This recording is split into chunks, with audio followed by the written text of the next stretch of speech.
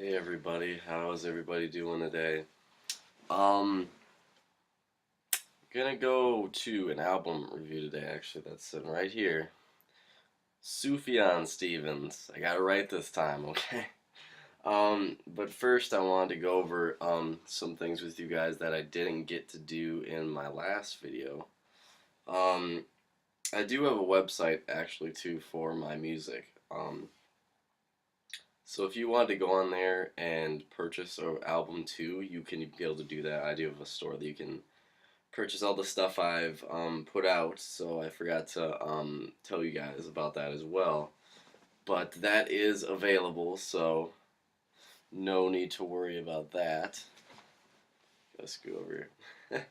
um, what else? I'm also going to be talking about some records I've been listening to recently.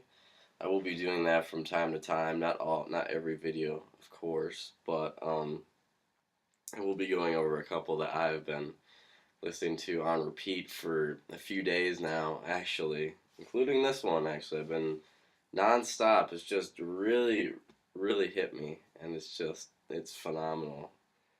Um, but yeah, let's actually get into this review. Actually, Sufjan Stevens, Carrie and Lowell, amazing album.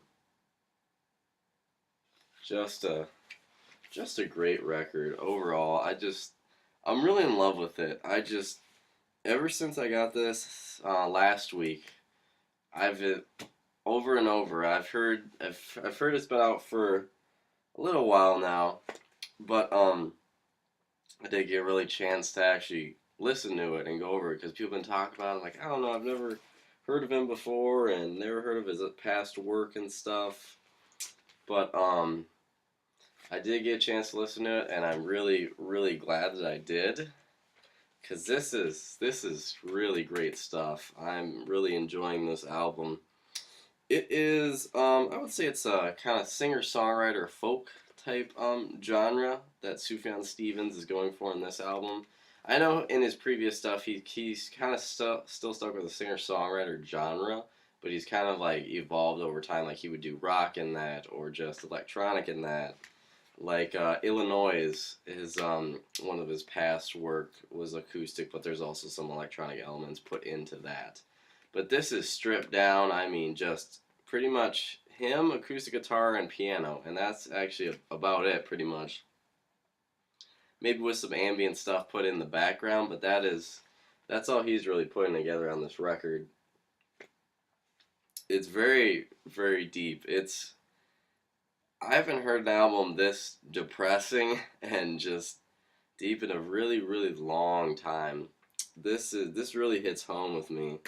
Um, in my opinion, this album is all about death, grieving, and kind of getting over the process of living without somebody.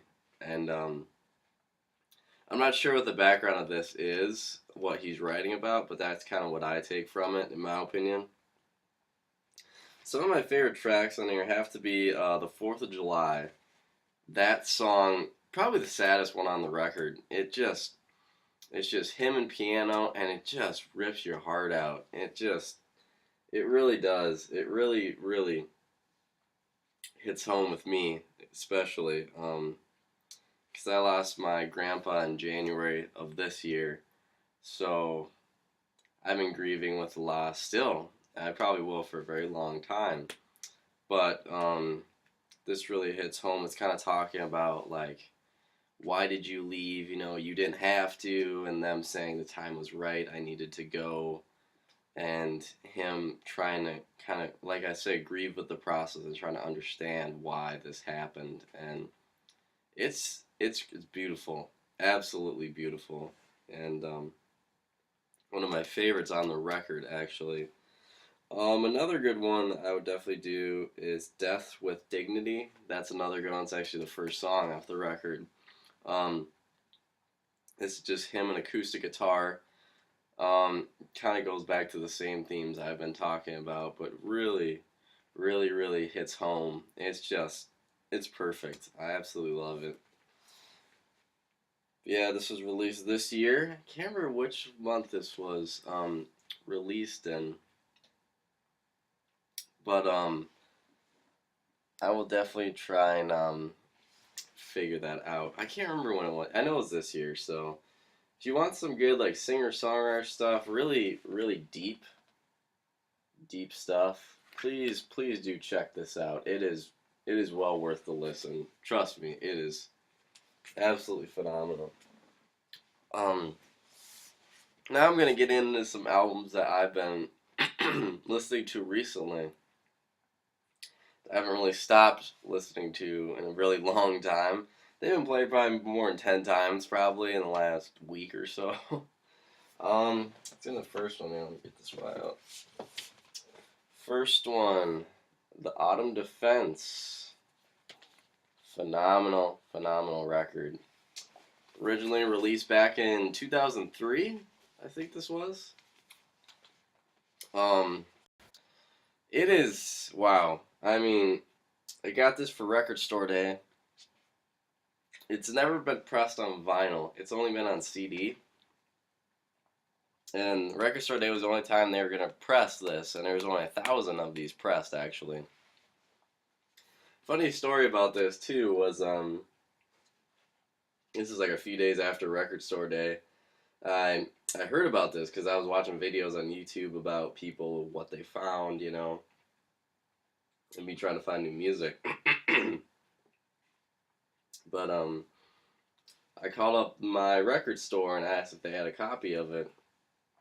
And they went down and check it out and stuff, and they actually had one copy left, just one. They sold all the rest of them, but this was the last one that I could get my hands on, and it's nice. It's got a really nice gatefold too. It's really cool. It talks a little about the album on this side. Yeah, it's a really awesome album. It's kind of goes back to like 60s rock, almost 60s 70s rock a little bit. Really cool. It goes back, even if it was released in 2003, it still has those roots, and it's just really cool. The Canyon Arrow, amazing song. Probably their number one single that they put out for this record, Feel You Now. That is great. Great stuff. So if you're looking for an album that's good all around, I don't have really any favorites on the whole album. I've never skipped a song on this thing. It's perfect. It's really nice. So if you're looking for some 60s like rock that's has been released this year, do check out the Autumn Defense. It's really good. Alright, what else do we have? Here we go. This is an older one. McCoy Tyner's Focal Point. Really good album. Love this album. Really awesome. One of my favorite it's one of my favorite Tyner albums, in my opinion, that I would say. This is just great. If you don't know who McCoy Tyner is, I feel sorry for you, but he was actually John Coltrane's piano player. And there's a record that he released after John Coltrane passed. That's called Echoes for a Friend. Really good. I don't have the physical copy of it, but it's just a tribute to him, and it's all just piano. There's nothing else. It's just McCoy Tyner playing piano, and it's just perfect. But this has to be my favorite McCoy Tyner album, Focal Point. It's all good around. Released in 76. Really good stuff. Only 6 songs on this thing. Not very much. But this, out of all the stuff, he has released a lot of solo stuff with just him. But this has to be my favorite, Focal Point. If you're into McCoy Tyner and just jazz in general, jazz fusion almost, check this out, Focal Point.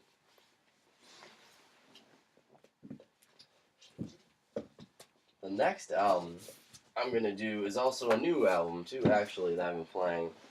If you like grunge, that type of genre, that's just my favorite, actually, if you know anything about me. Grunge is, I know everything about that. That is my favorite genre next to singer-songwriter stuff.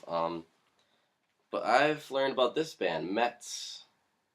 Number 2 is what the album's called. Really, really cool album. Really loud. Very, very loud album. It's got a really cool gatefold. It's really, really awesome. Great, great record.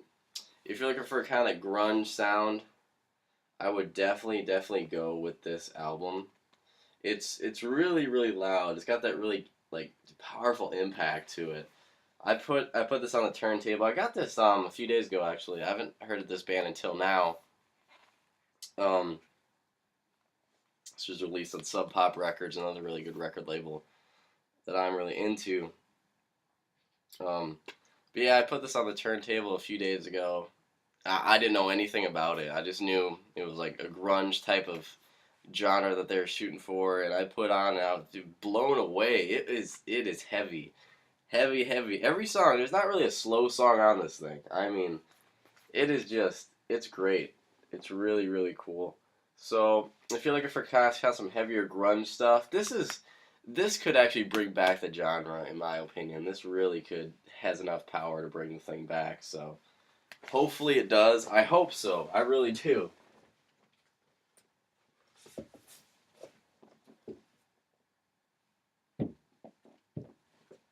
I've also been listening to one of my favorite singer-songwriter bands, Sun Kill Moon, Benji. Absolutely amazing album.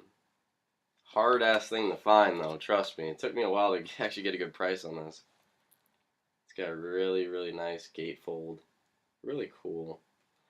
This is probably my favorite Sun Kill Moon record at the moment. I know they're releasing a new one, which I will be doing a video too in a little bit here, discussing stuff I'm kind of waiting and kind of expecting in the next month or so here.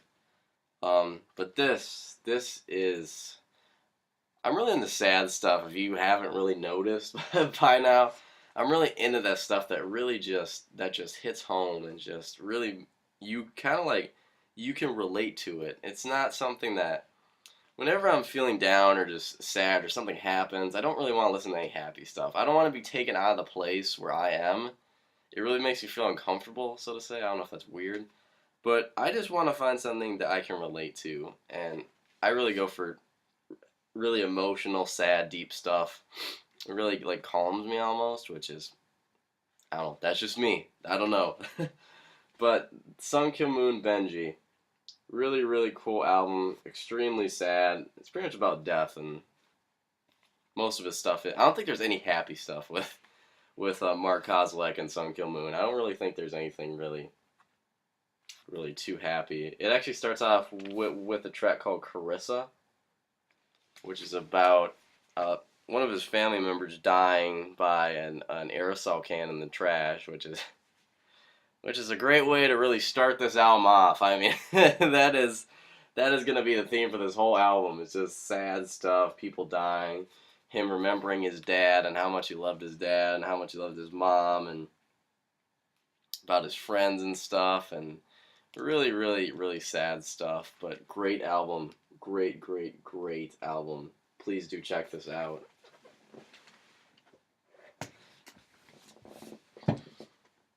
I got one more to show you, actually. Almost forgot about this. If you're into R&B type stuff from the 90s, really cool time for R&B and funk and all that stuff. I really like that time period. I grew up in it, so this is D'Angelo live at the Jazz Cafe in London. I just got this a few weeks ago.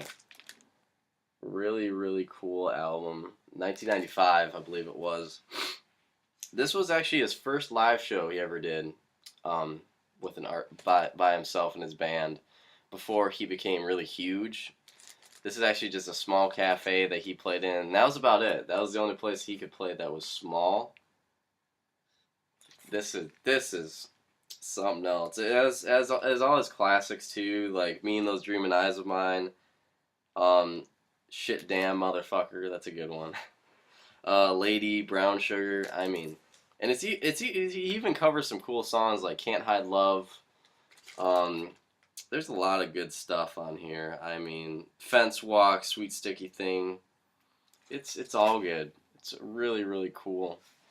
Um, so if you are into D'Angelo and you haven't heard this album, it was just pressed this year. Actually, I didn't even know it was pressed on vinyl. I had the digital copy for a really long time, but I had no idea it was actually pressed on vinyl. This is actually double OP colored. Actually, one is pink and the other is clear. So there might be other versions of this. I'm not too sure, but that's just the version that I had. So if you're into D'Angelo and you haven't heard his live stuff, check this out. This is the only live thing he actually released, actually, so that's pretty cool. That's all I actually have for this video, actually, guys. Um, in my next coming ones, I'm probably going to do one about... I will do a vinyl update from month to month or every couple months, just so you guys know kind of what I have gotten in to add to the collection and stuff.